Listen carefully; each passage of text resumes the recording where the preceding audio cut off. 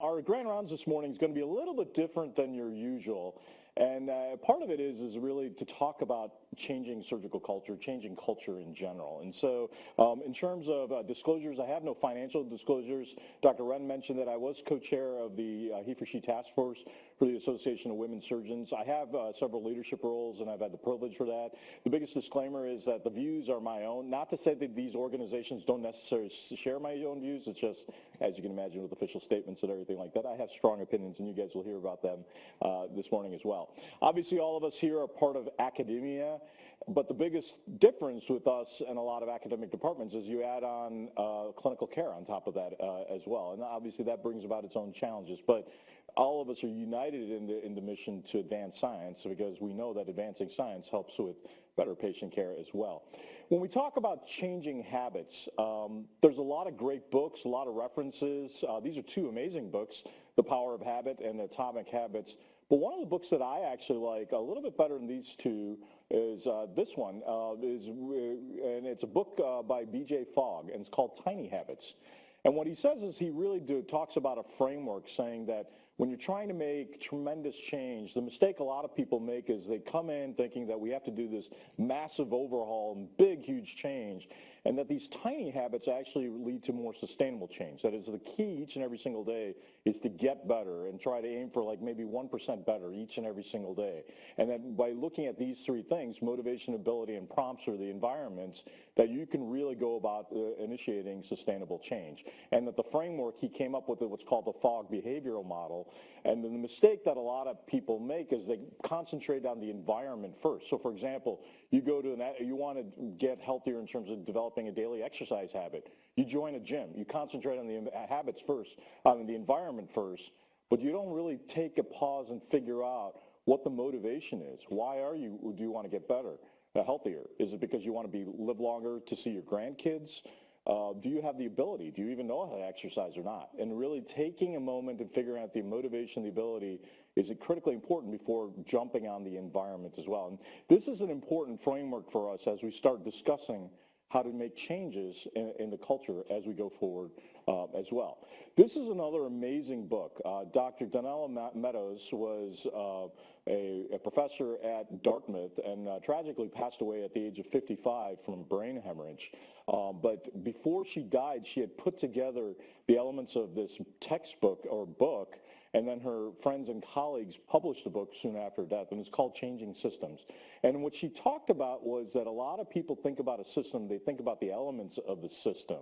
But what's important is that you have to understand the relationships between the system itself. And so when we're talking about changing behaviors, it's not just the individual. You can change the behavior of a system as well. And a lot of things is really talking about examining what the relationships are, figuring out where the leverage points are, and if you just take a pause and do that, you can go ahead and change systems as well. And so what are the stages of affecting change? And one of the things when you think about these four areas, this goes back to that B.J. Fogg model as well. The knowledge and awareness is the motivations.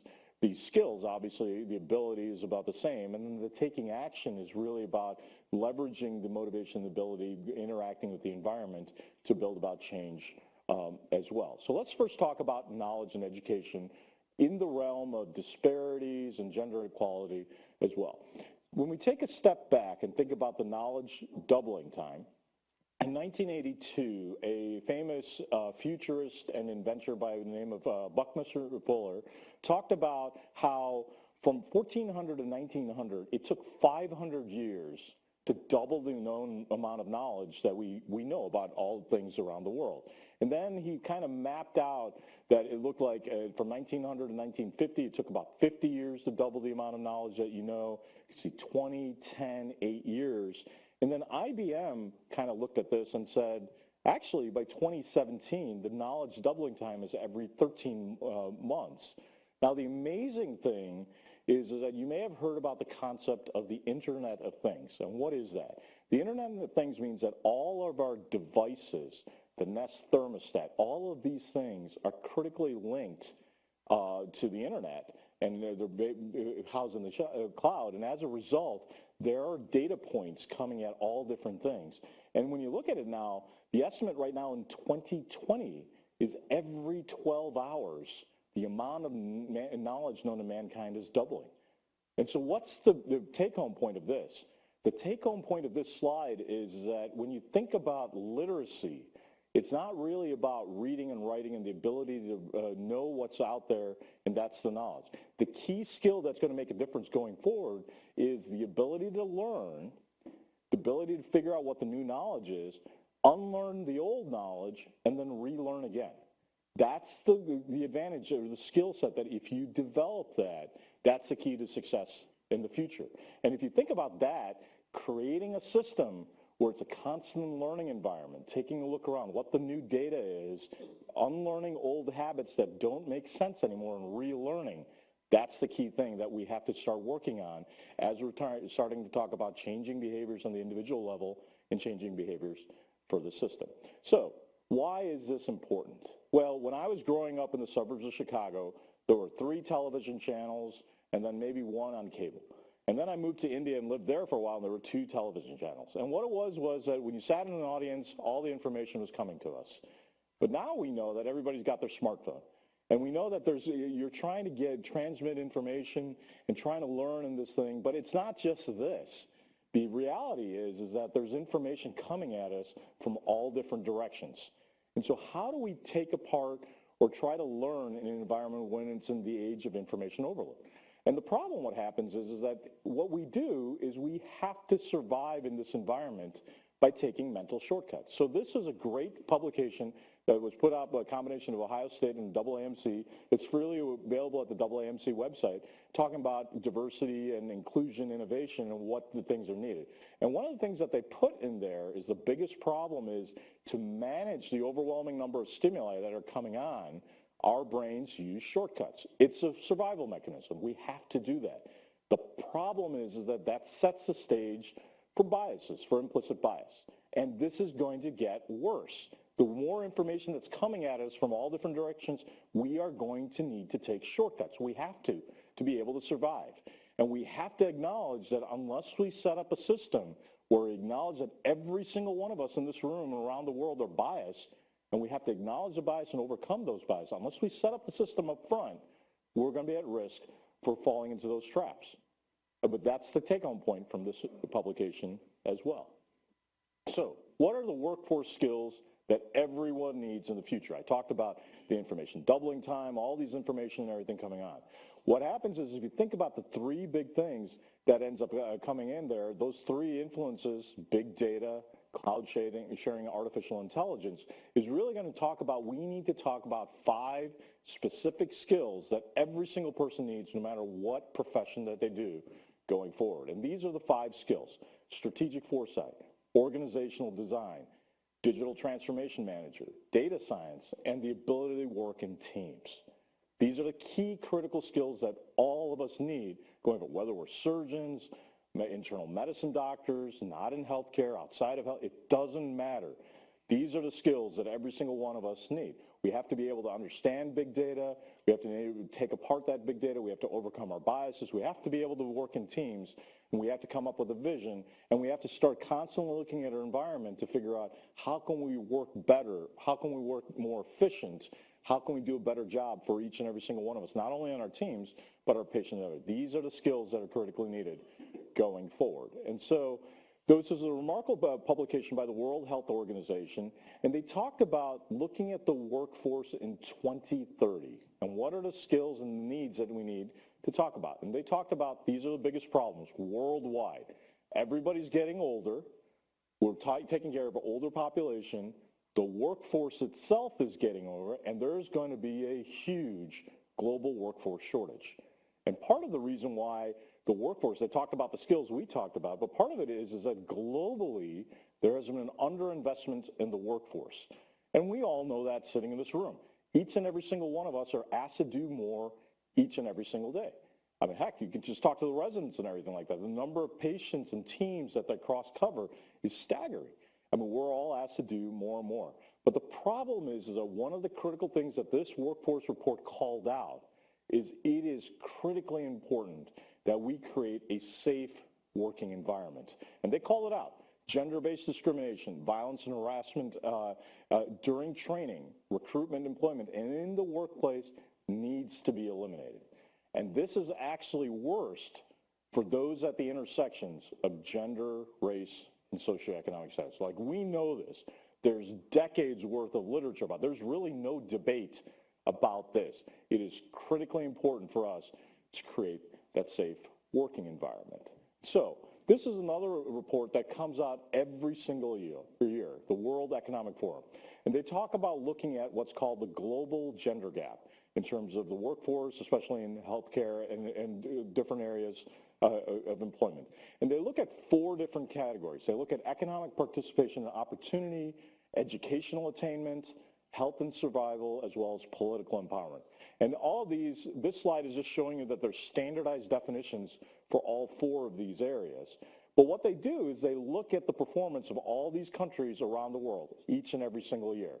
And what they do is that they break it down. And they say that worldwide, that men versus women, that there's been better attainment of educational attainment and the health. Women are getting healthier year in, year out.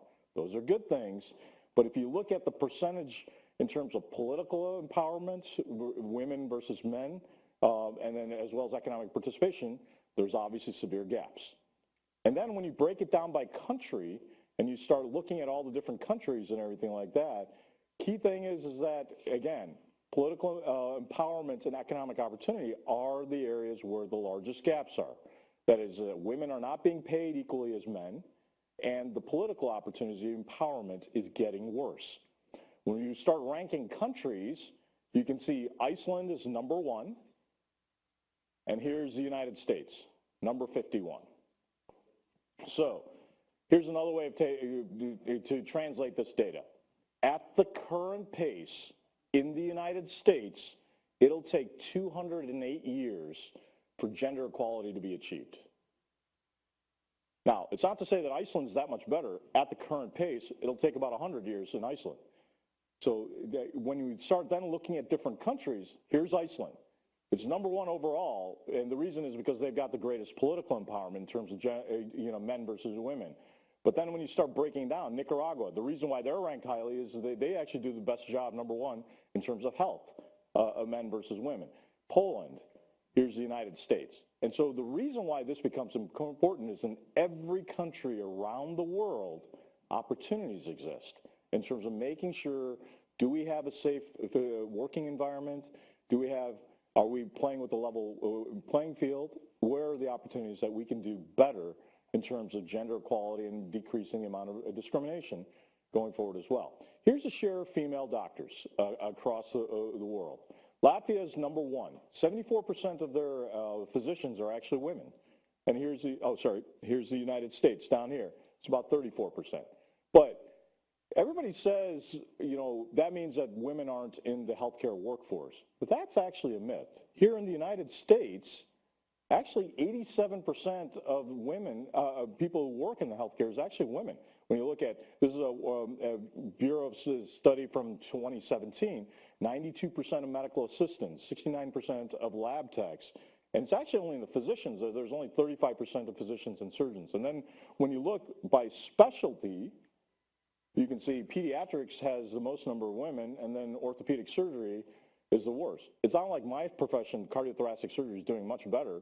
And orthopedic surgery, you're looking at around about 5%. Cardiothoracic surgery and everything, you're looking at about 10% across the country in terms of the number of women that are actually surgeons and everything and participating in the actual workforce. Opportunities exist for improvement across the spectrum. And so everybody talks about pipelines. We need to build a better pipeline. We just need more people in there and all the problems will go away. The problem isn't just the pipeline. The problem is that there are breaks and leaks and things are happening all the way throughout. And obviously in our quest for gender equality and creating the safe working environments, the key is that not just the pipeline, we have to fix the environment. We have to make sure that we are building an inclusive environment, that we appreciate all the diversity coming in. We have to do all of this. Going back to, again, the behavior change model, not only the motivation and the ability, but also fixing the environment to make sure that we create the better working field going forward as well. So that's about the knowledge. I just kind of hopefully have increased the knowledge about the scope of the problem. Now let's talk about awareness campaigns. And so in 2018, the world's internet users passed 4 billion people. But when you look at social media, these are the 3.2 billion people using social media. Now somebody was like, well, that's just all the young people using social media. That's actually a myth. This is the breakdown, but actually the boomer population is the greatest increase in the number of people using social media. All of our patients are on social media, and it kind of makes sense. In the old days, when you were about to have a surgery, you needed a health condition, what did you do? You asked your neighbors and you asked your friends. Well, social media and everything is kind of the same thing. You're asking your friends on social media, hey, is this surgeon any good? Have you had a hip replacement recently? What do we expect in the recovery? All of our patients and all the people around us are talking on social media. Now, so what is social media? Computer-mediated technologies that facilitate the creation and sharing of information. And there are a lot of platforms out there. And sometimes trying to differentiate between the different platforms becomes more and more challenging as we go forward. Now, this department and this institution has actually got a lot of presence and everything on social media. There's Stanford, there's a surgical residency, Spire, and we have some amazing leaders on social media. And part of the reason why I like doing this is I like to get to know people as well. For example, Dr. Hahn is a dog lover, which is amazing because I have a couple dogs too, so we can bond on that. Dr. Spain is father to 3 young men finding their way in this world, and so you start to know about him. And then of course, Dr. Wren over there talking about her global health interests as well, and then other leaders such as Arden Morris, and my former partner at the University of Washington, Dr. Backus, who was with me for 6 years. Now, even this, though, there's only a certain amount of things that I can do. I try to be positive and try to embrace everybody, but Leah over there talks about her being a USC football fan, so there's only so many things that I can correct and everything. That part I just kind of leave alone as well. So Dr. Wren mentioned that this is my social media profile, and you can see that I have 18,800 followers. Now, everybody gets fixed on the numbers. It's not the numbers. So what do you do to really create a following? And so here's an example of what you can do with social media. Let's say I create a hashtag called Stanford Grand Rounds is the place to be. What happens is, let's say I have 3 followers. They're Oprah, Atul Gawande, and Big Bird. So now my followers have the opportunity to do something. They can just kind of look at the tweet, or they can then retweet that to their followers, and so on and so forth. And so what you can see is in a couple seconds, you have what's called this ripple effect. In terms of any post or any content that you create, you're seamlessly able to connect all over the world. Here's an example of how this works. So Justin Dimick, who's the chair of Michigan, where Eric is from, a few years ago talked about who makes these policies of NPO past midnight. Where the heck did those things come from? So I saw this tweet, and I immediately tagged up and said, well, actually, anesthesia is not enforcing their guidelines. Their guidelines were published in 2010 talking about, hey, actually, it's okay to take clear liquids all the way up to 2 hours before surgery. And then I put a link to those guidelines.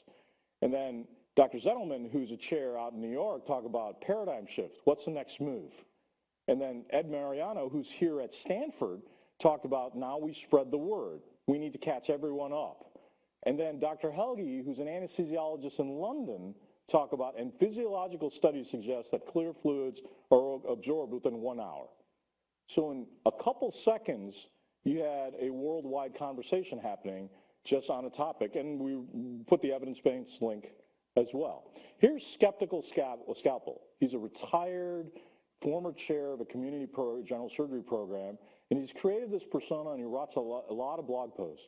And Justin said, I quoted him, said, 565 blog posts have amassed 1.1 million views. I would get no academic credit. That's essentially what Jim said. And so it's kind of showing you that there's a lot of different methodologies to communicate or get your message out there. So Heather Logie, who's a general surgery resident, many years ago talked about coining this, and she saw this thing that was going out about I look like an engineer, and she said, is I look like a surgeon next. Now this tweet, if nobody paid any attention to it, would have just kind of gone there and kind of died. But what happened next was the amazing aspect. What happened is that Alison McCoubrey, who's a general surgeon over in England, talked about it definitely should be. I still hear you don't look like a surgeon. This is Dr. Nikki Stamp, who's a cardiothoracic surgeon in Australia. And she said, put a t-shirt that says, this is what a surgeon looks like. Here's an amazing Dr. Claire Stevens, who's hey, by the way, I'm not just a general surgeon, I'm an aeronautical engineer as well. Next thing you know, this is the University of Michigan, created a hashtag and put a campaign, put a lot of videos and everything around it. We need strong, diverse women in the medicine. They're shaping the face of healthcare. And what happened in a couple of weeks period of time is that here's 1,200 doctors. Next thing you know, impressions, that's the ripple effect, like the secondary followers and everything, how many tweets are being seen. And next thing you go, and so when you look at the numbers, 1,200 went to 4,700, then to 7,199 people participating in this campaign, raising the awareness about the fact that, hey, there are a lot of amazing female surgeons around the world, and that they're taking care of patients and doing it at the highest level of their profession. And so here are the numbers. This was over a 1 month period of time. You got 225 million impressions. And you can see the people who supported them were not just women, men, organizations, everybody kind of embraced this campaign. Now the key thing is that this is one example of a campaign.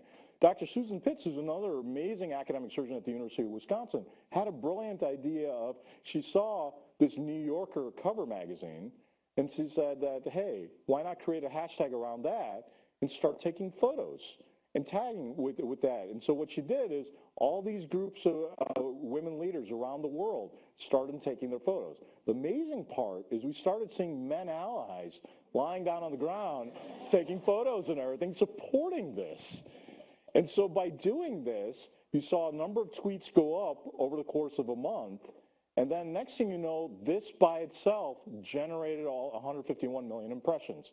And because she tagged the New Yorker Cover Challenge on top of I Look Like a Surgeon, the I Look Like a Surgeon numbers surged as well. Examples of awareness campaigns about taking something and leveraging the opportunity with social media. And so what I call this is, how do you engage in social media? So if you think about you as an individual or you as an organization create a brand or an identity. And through a series of interactions, you generate influence. And ultimately, you end up creating impact. The 4 I's. So I like to call this I to the 4th. This is the strategy when you're trying to build awareness campaigns and everything, when you're using social media, is you're really trying to strive for impact. You have to go through the different stages to get there, but that's the key thing. You're striving for impact. So here's an example of what I did. So this is, the reality is that any clinical trials or anything that you generate, it takes about 15 to 17 years before the findings of those clinical trials become incorporated into systematic practice. Anything you can think about. Continuing beta blockers at the time of surgery. It's okay to continue aspirin. You should prescribe aspirin after a heart attack. All those things, it took about 15 to 17 years, and healthcare is inefficient. So what we did is when we started thinking about the journey of a patient coming in, they meet a surgeon, you talk to them about risks and benefits of surgery, get informed consent, and the next time you see them is after they show up in the operating room, in the hospital. And all of our QI efforts and optimization things and evidence-based standards are all aimed at after they arrive in the hospital. Timely administration of antibiotics, keeping a patient warm at the time of surgery. Every single thing that we can think of is after they show up in the hospital. But the question comes, why are we waiting for them to walk in the hospital? What happens if we shift the spotlight to engaging them from the first time that we meet them in the clinic? And so that's really where the concept for Strong for Surgery came up with. So Strong for Surgery was based on 2 principles: raising awareness, changing practice. And really the reason why is for behavior change. Again, going back to what we talked about, it's good to build a public awareness campaign, and on top of that, we lay in the implementation bundles, including checklists and standardization processes to make sure that it's delivered each and every single time. We've targeted these 4 areas, not to say these are the only 4 areas for optimizing health before surgery, but these are the 4 areas. There was so much evidence in the literature, there really wasn't any debate about the importance of these 4 areas. And this is the secret sauce of Strong for Surgery. It's the change teams. And you get champions, you rely on the data, you look at day-to-day functioning, and you look at the research. Again, if you look at these are, again, going back to the same themes I talked about in the beginning. The motivation, the ability, and the environment. This is the key. If you build a change team for anything you can think about, you can enact change, and it's going to be sustainable change going forward as well. This was the awareness campaign. So what we did is we got a group of people. We did, monthly conference calls, quarterly newsletters. We had a website. We went and visited a lot of different places. And then on top of all of that, we laid social media. And so why was that important? When we started with our pilot year in 2012, we picked these 6 sites. And the reason why we picked this is that we wanted to be able to roll out Strong for Surgery in any type of clinical environment, academics, a county hospital, large private practice, small community hospitals, any type of clinical environment we want to be able to do it across any type of surgical intervention. We grew. In 2015, we were 50 clinical practices, 205 surgeons under teams, caught the attention of the American College of Surgeons, who officially became a quality program of the American College of Surgeons in 2016. And then the American College of Surgeons, what they did is they published what's something called the Red Book, where they defined 5 phases of perioperative care. And in those perioperative care, this is where Strong for Surgery lives. This is where your enhanced recovery protocols live as well. It's a 1-2 punch in terms of where they envision Strong for Surgery. This past year, we initially had the 4 checklists.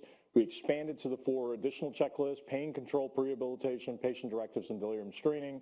Created checklists, again, implementation bundles. And now, at the current state, at the end of 2018, we're at 230 sites. 2019, we had 331 sites. But the reason why I talked to you about the social media was in 2 years, we had 173,000 hits to the website. Unique page views means not only going to the home page, they're actually looking at the different sections of the website, looking at the references. And this is not, there's no Kim Kardashian or anything on this website. This is just a basic generic website that people came to talking about optimization. These are requests outside the Pacific Northwest. We had 268 requests, including requests from 15 countries, about, hey, we want to participate in Strong for Surgery. And the reason is, again, the impact of social media. The stars are where I gave outreach talks. The Twitter birds are all these requests that came in from social media asking to participate in Strong for Surgery. And that reach went worldwide. And as a result of this, we started getting attention from the normal traditional media as well.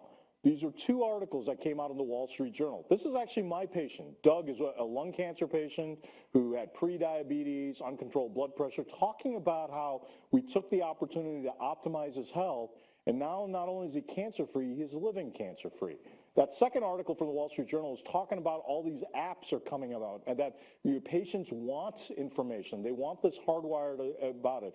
Going back to what we talked about at the beginning about the Internet of Things, that patients expect to get ready for the surgery and they're asking for help as well. Here's a report in Consumer Reports about Strong for Surgery, IHI, the patient safety blog as well. And this was the lead article in this past October issue of the ACS Bulletin, really talking about the journey and how we initiated change. We've established a lot of collaborators and everything. So again, going back to, we talked about behavior change. We built an awareness campaign and really leading to sustainable change going forward. I to the 4th.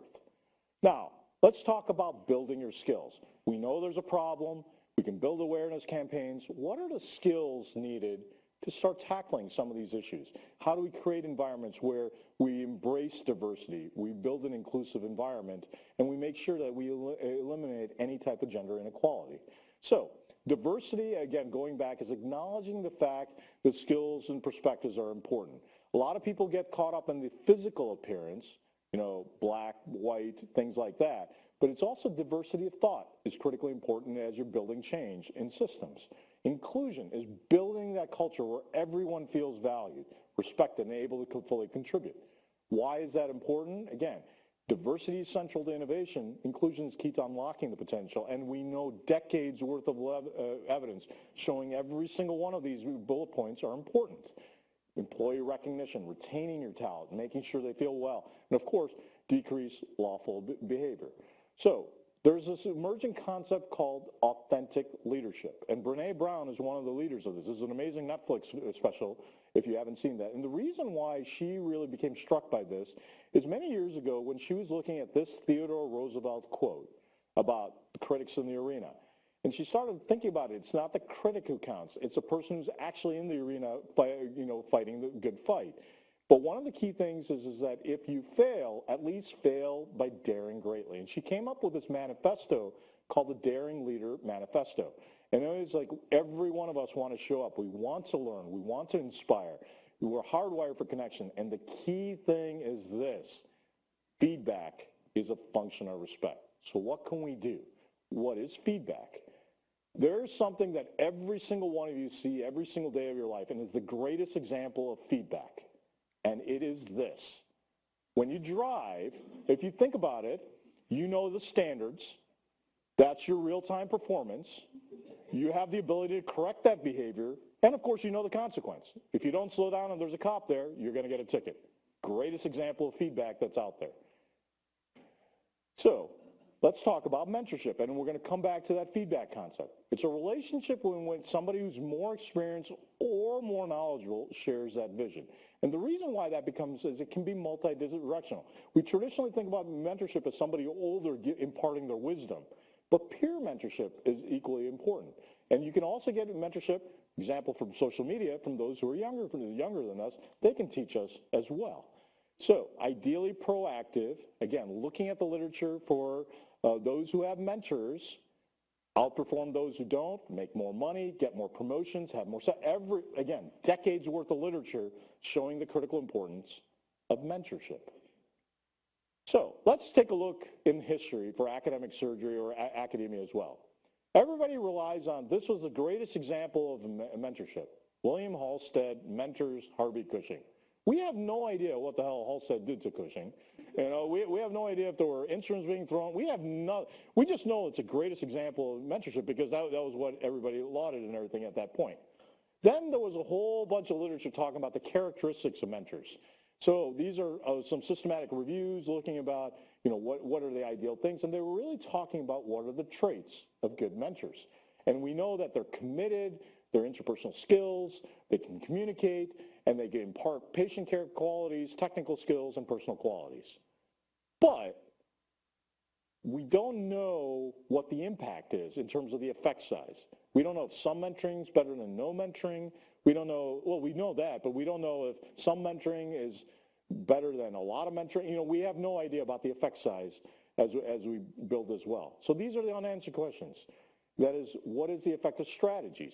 Different strategies to enact mentorship on women. What is important, everybody pays attention to the young faculty member. What happens if they become an associate professor and then everybody ignores them? Do they need mentorship as well? We don't know all these things, but these are opportunities to explore as we go forward. Now, what's happened in the last few years is now there's some qualitative studies coming out as well. And so here's an amazing study from Dr. Amalia Cochran and their group where they engaged with 15 female academic surgeons, mid-career and seniors. And they really broke it down into the types of effective, that is again, strategy, really having being selfless and committing themselves to engaging with diverse types of mentees. These are the key things for success as we go forward. Now, there's been a backlash recently. Everybody in the Me Too era, now we have some men who are uncomfortable mentoring in the Me Too era. So this is an important piece that came out in the New England Journal. And part of it they talked about is how does fear emerge? And that part of it is your natural reaction to change is fear. We need to move beyond fear.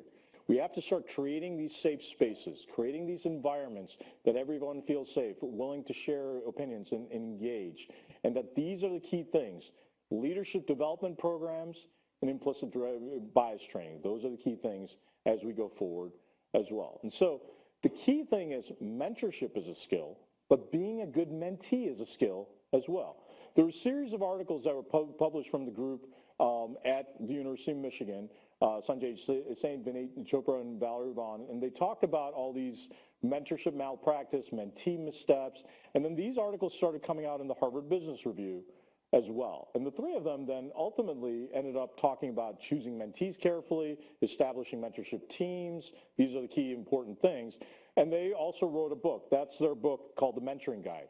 Another great resource to read is this one called Athena Rising, How and Why Men Should Mentor Women, talking about these different strategies and everything going on. So here's another skill, things that each and every single one of us can do. Talk about feedback. Also, we can talk about mentorship and menteeship. These are things that we can do in terms of enacting change going forward. And so what are the strategies? So this is something I do. Any person that I'm mentoring, I first identify the level of engagement. And there are three different things. It could be just informal advice, strategic around a specific project, or it could be long-term. So here's an example of some of the mentees or that I'm mentoring right now. This is Dr. Bridget Smith, who's a vascular surgeon at the University of Utah. So she's very young, she just became a brand new vice chair in education, and she's really completing her master's in education. She's working on this. So our mentor-mentee relationship is all focused on this. The entire meetings and everything, professional meetings set up, and we start talking about these specific goals. This is Dr. Marta McCrum, who's a young trauma surgeon at the University of Utah. She's professionally developing HSR. She has an R21 grant, and she wants to submit an R01 grant submission in June.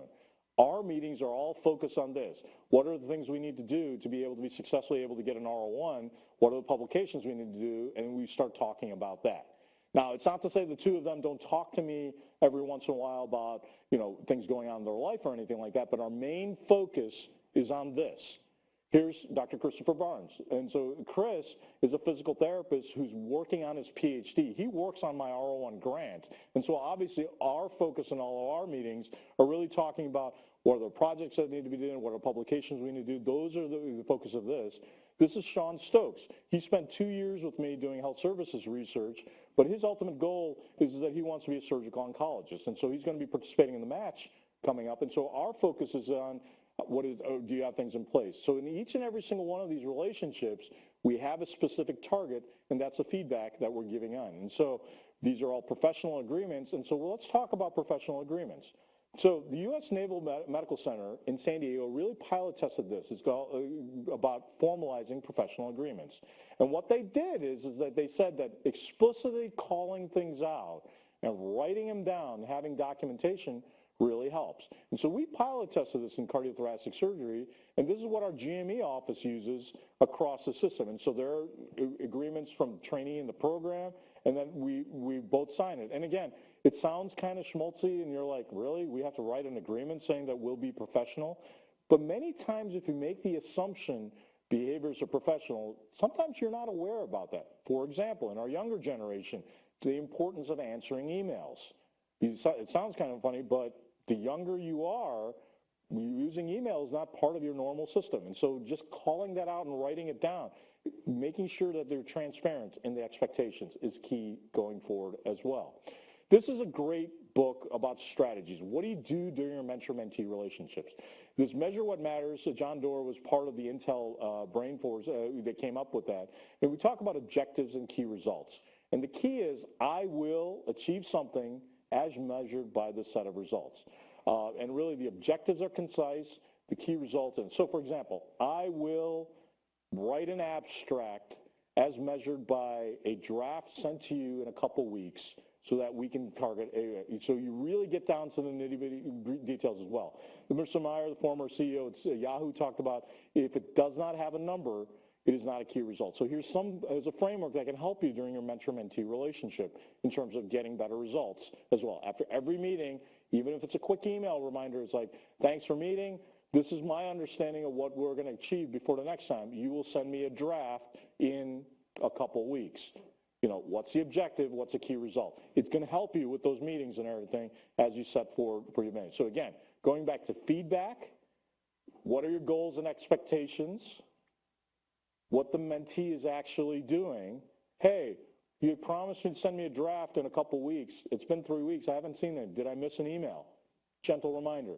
And then discussion, every time when you have those meetings, what went well? Are you meeting those objectives? Where are the opportunities for improvement? This framework can help you in developing your mentor-menteeship relationship going forward, making better discussions and everything, and just thinking about the OKRs as well. Let's talk about sexual harassment. It was a term documented 4 decades ago. 98% of organizations around the world have official sexual harassment policies. So you would think that this should not be a problem anymore. The policy's there, right? Well, the problem is that it's systemic, and it's driven by imbalances in power. So how do we start dismantling this? Most of the reporting systems don't work. And so one of the concepts is that what happens is, why do people stand by? And part of it is that many people don't view it as a problem. They don't know how to respond to that. They see it happening in front of them, but they're paralyzed by fear. What do you do? And so one of the things you do is, as you're changing the culture and the systems and everything, is this bystander theory and practice. And this goes back to the Civil War rights and the march and the movement and everything. And Martin Luther King talked about is, it's not the violence of the few that scares me, it's the silence of the many. That if you have a lot of people bystanding and not doing anything, that's a problem. And so when we talk about this, is the bystander training, is really, this is talking about prevention training as leadership training. That is, you don't wait for something to happen. You anticipate problems and everything, and you train better leaders so that when they see something that's misogynistic or overtly harassing and everything, that the leaders are able to step up and say, hey, what's going on? Are you sure about that?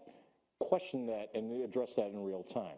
This is the 5 Ds. These are 2 organizations that have talked about Hollaback and Green Dot. They talk about direct, distract, delegate, delay, and document, and there are things that they can do. Documentation could be is just stepping back and delegating somebody to say, hey, can you record this interaction as I go and intervene? Distract is the common thing that women know about. That is that if a man is hitting on a woman, you can distract that by just going and spilling your drink or something on the individual. Distract them. Or just talk to them and guide them away. These are different strategies that work. And talking about these prevention strategies as well. And this comes back to the final thing about allies. One who speaks out and takes action to prevent. And the 2 most important, Anne Braden, who there's a school of journalism named after her in honor and at the University of Louisville, because she was one of the earliest supporters of the civil rights movement, talks about 2 things that you can do as an ally is be visible and be vocal. As well. And so these are, again, the stages of allyhood are exactly the same stages of change that we talked about. Knowledge, education, awareness, skills, and the action as well. It's hard to be an ally in isolation. So what do I do when we start thinking about taking action?